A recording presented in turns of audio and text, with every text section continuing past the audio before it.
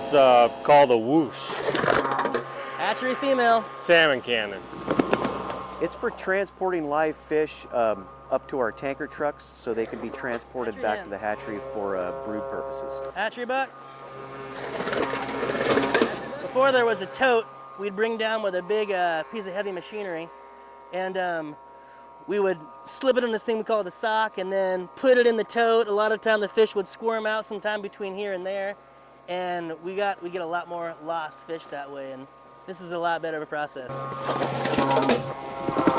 It's got a two-way air system that kind of pulls and pushes. The whole idea is that we take the hatchery fish to keep them off the spawning grounds for the native fish. The wild fish are much more successful on the spawning grounds just because they've spawned in the wild generation after generation. So if we allow all these hatchery fish to go upstream, they kind of flood out the spawning grounds and they compete with the wild fish for spawning gravel. So they come into this trap, through this weir. It's called a resistance weir. And once they're in here, we can sort through them. So most of the wild fish get tagged and sent upriver to spawn wherever they will.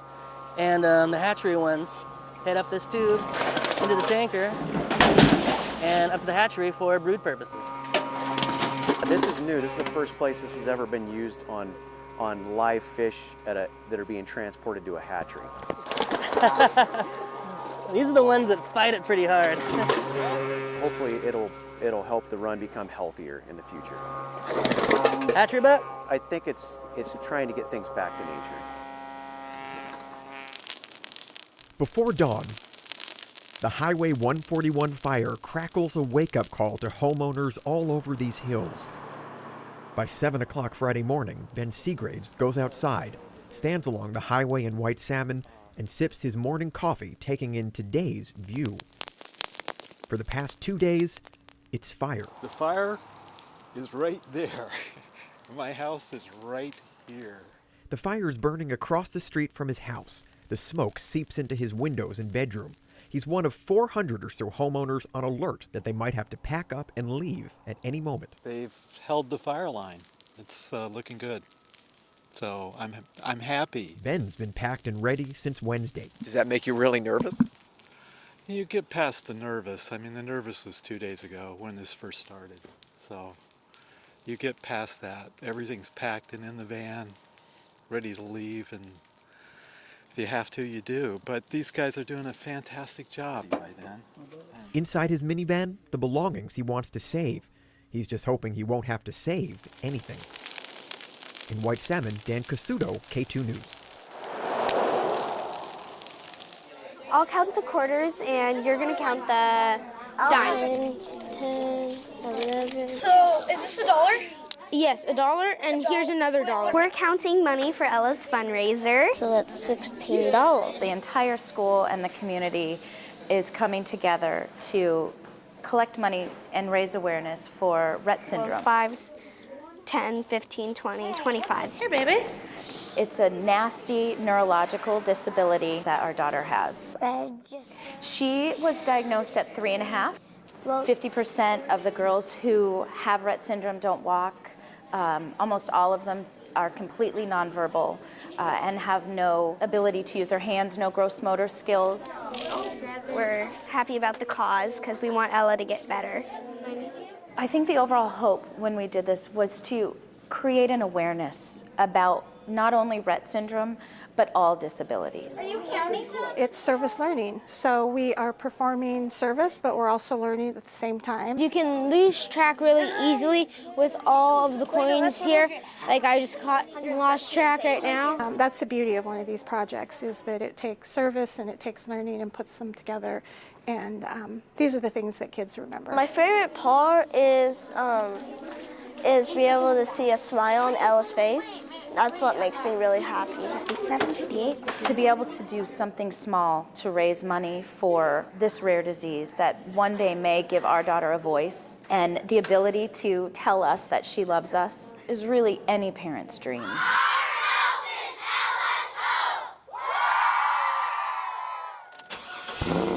Hey everybody, it's fun time! I'm Scott Campbell. I also go by Extremo the Clown or Portland Monkey Man. Yeah, I'm all about entertaining people. Welcome to Portland. Welcome to Oregon. If you live in Portland, you've lived here for a couple of years, you know of me. You know that there's this crazy guy that drives around in a clown outfit and laughs and sings and dances. Oh, everybody dance now. It was a 2003 Chevy Astro van and really nice. I bought the van specifically to attack it with my art. Layers of latex rubber over the original sculpture. I produce the molds and I make castings, then I attach them to the vehicle, paint and stain them. Spin the prize wheel! It's just sculptures, different things. There's a lot of laughing and smiling on it in some spots, and then there's also dark pieces too. This is a leprechaun I made, but it's so funny. The maiden, when it opens up, it whispers in the ear, you know, the expression on his face, like, yeah, I know what you're talking about. The meaning of the car and how people react is just within them. Yeah, I get people that go. The reason on a car is it's constant. It's like if wherever I go, I'm getting that recognition and, you know, showing people something that they've never seen before. Don't worry, I won't hurt you unless it sends fear. Try not to say that one too much. If you are what you drive, I guess I'm in trouble. I'll pull up the Voodoo Donuts like this. I love entertaining people, whether they like it or not. I want people to just be affected by it. Hopefully in a positive way, but if not, anyway.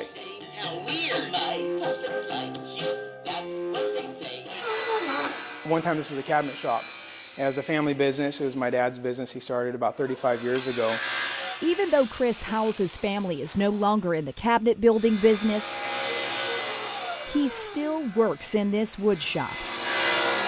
Day after day, hours at a time, constructing the building blocks of a new career.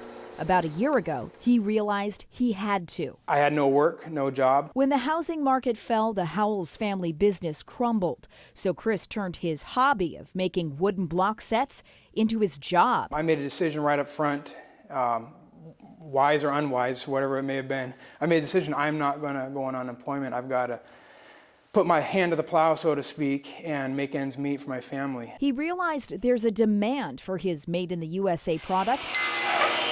So piece by handcrafted piece, he's creating a supply. I can fill a need that not many people are filling with the natural wood blocks, just like we all had when we were little kids, but aren't readily available today as they once were. Mostly selling his product online, he's reached a wide and welcoming customer base. I love the emails from grandmas who are just thrilled, saying these are the same blocks that they had when they were little and passed on to their kids. Chris also branched out and started making other wooden collectibles. The variation of wood types really adds to the uniqueness of my products. Puzzles and drink coasters are the newest additions to his line.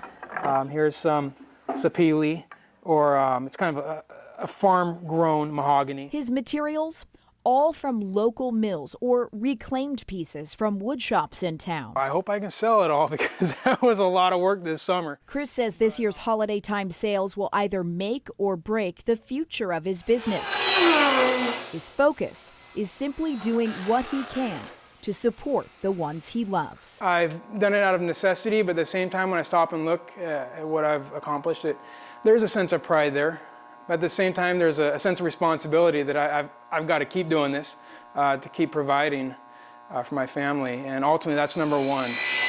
In Milwaukee, Melanie Wingo, KATU News. So boarding pass, photo ID, have it out, go right by me. Pick a line, get in behind, otherwise you're wasting time. If you're here looking at me, looking at you, that's called loitering. Squeezy stuff. Spill, pour, spread, spray, squeeze. Jim Michaels. I'm a lead transportation security officer. Pick a line, get in behind, or as I like to say, if you get the lint out, we'll get the lead out. I would love to have a cattle prod, but I have too much fun with that. I started out on checkpoint, and then I went to baggage, and then I got a customer service gig, which I'm doing now. So let's get these lines filled up here. So if you have hair products like I do, take it out, put it in the bin. He maintains a sense of humor. He engages the passengers. But, you know, most importantly, he educates them on how they can move through security quickly. If you have salad dressing, guacamole, hummus, salsa, take it out. I do have bags. They're $3 for $1 at Fred Meyer's, but I'll give you mine for free, okay? If I can get them to relax and enjoy and laugh with me, then I know that I have their attention, and so I can get my messaging out. You got to pick a line, you got to get in behind, or you are wasting time. If you have a beverage, though, you're going to have to drink it up or dump it out. If you have a yogurt, you're probably going to have to eat it because it's too large. If you have dark chocolate, please share it. He makes everybody smile. He loves his job, and he makes this so easy to go through. Well, you can thank our federal security director for supplying these bags. You guys don't seem to like that line. And if you guys have hair products like mine, make sure you take them out, put them in the bin. He's very entertaining. I better move or he might hit me. That's my reward. If they're telling me I'm doing a great job, they enjoy what I do, I go home satisfied. I know I come here, I did my job the best I could, and I go home feeling happy. I'm here every day this week. You can catch my act Tuesday through Saturday, 4:30 to 1. Friday nights at Harvey's. Oh. Rolling among rows and beds of fruitful plants. Everywhere you look, there's a crop or a flower or rich leafy greens. It's a beautiful piece of land. It's so fulfilling and it does great. But this piece of land, an acre parcel at Clark County's 78th Street Heritage Farm, didn't start off this way. This was a patch of grass, and then we had to dig all these trenches and shape all these hills and plant all these little seeds. Nurtured into abundance by local veterans no longer in the trenches of military service. I spent a couple of years in the Marine Corps. Right out of high school, I was about 17. Veteran Danielle Rogers, or Dee as her friends call her, never saw major combat, but says she can relate to other men and women who have. We kind of have a shared suffering, you know, and there's a certain structure in the military that kind of gives us a common experience. Their experience in the Roots to Road program is one they're all thankful for. In its second year, the program gives a helping hand to homeless or jobless vets. First, they're taught farming and agriculture skills. They're put to work and paid minimum wage, and the fruits of their labor in turn help others in need. The thousands of pounds of food they grow and harvest going to local food banks, assisted living centers, and homeless shelters. When you feed people, it's a beautiful thing. And when you know you produce this, you know, through your own hard work, I mean, we don't have any real equipment or anything. We have to do all this by hand, and it's completely satisfying. Working hard, helping others, and doing critical self-healing from the emotional wounds of war or life struggles. I think a lot of people detach when they go through any sort of trauma, and to work in the land and plant seeds, it doesn't get much more connected to life in general. It doesn't get much more fulfilling than that. Come down here, try to wrestle. Veterans Affairs worker Jason LaCarney couldn't agree more. Just the ability to come out here and work and not have to worry all the time. I mean, it's a great feeling. Jason served 2 tours of duty in Iraq with a local National Guard infantry company. Deployed between 2003 and 2005, right at the birth of the insurgency, sometimes he's amazed he came back in one piece. So you don't have to be shot at for it to be traumatic. I mean, a lot of bad things happened. You didn't have to go outside of the wire. But for thousands of vets like Jason, homes safe from the battlefield, there are scars that eventually surface. You are so overcome with the emotion of, I'm home. I'm finally home, you know, that consumes your life at that moment. Most guys don't even realize they're in trouble for 6 months to a year later. That's why he thinks a program like Roots to Road works wonders for veterans suffering from all forms of post-traumatic stress disorder. As they work, they talk about where they've been, what they've done, and most important, where they're going. This program in particular, it's because of the gardening, it's very therapeutic. We have a lot of veterans with anxiety issues, and I'll be honest, this works better than any drug I've seen. He calls it a transition back to civilian life. This right here is the welcome home. This is, you don't have to worry anymore. And that's at the root of getting these vets on the road to what's next in their lives. In Vancouver, Melanie Wingo, KATU News. But she's back at the computer desk this morning. What's the deal? Well, we are still dealing with strong winds, and there's Mike Warner trying to stand up and give us some kind of idea what he's dealing with at Crown Point. Mike, I'm just going to get out of the way here and see if you can even hear me at this point. I saw the last wind gust that you recorded was 71 miles per hour. Is that correct? How's it feeling? Yeah, it feels like it up here, and I saw the weather station is also saying it's feels like it's 12 degrees with the wind chill, and it definitely feels like that. I had 2 matching gloves. One just flew away, so now I have to use a spare one. I don't know where it is. It's out there somewhere. It's out there, maybe in the lower part of the gorge on I-84, perhaps. Who knows? It's probably still flying. It's probably still flying. Yeah, I'm sure. Still flying. It's always a really kind of weird experience to be up there on days like this, I think, because of the constant wind, not just the gusts, right? It's crazy. Yeah, sustained, it says 40 miles an hour, but it feels a lot worse right now, and definitely gusting upwards 65, 70. Oh, my goodness. Thanks a lot, Mike. Thank you for braving these. Morning. Breaking news right now. We're going to take you live out to Chopper 2 over a big fire at a school in Beaverton. Mike Warner, you can let us know exactly where you are. We're at Highland Park Middle School. This is a 7,000 block of Wilson Avenue in Beaverton. This is not the school itself, it's a building behind it. Looks like one of those modular type classrooms, as you can see, fully engulfed. We have noticed since we got on scene, we could see this fire from several miles away. We noticed when we got on scene that the fire trucks were having a little bit of a problem getting back there. They probably had to wait to unlock some gates. They're just now getting on scene. We've been on here for about 5 minutes before fire trucks even got here, but you can see that building is fully engulfed.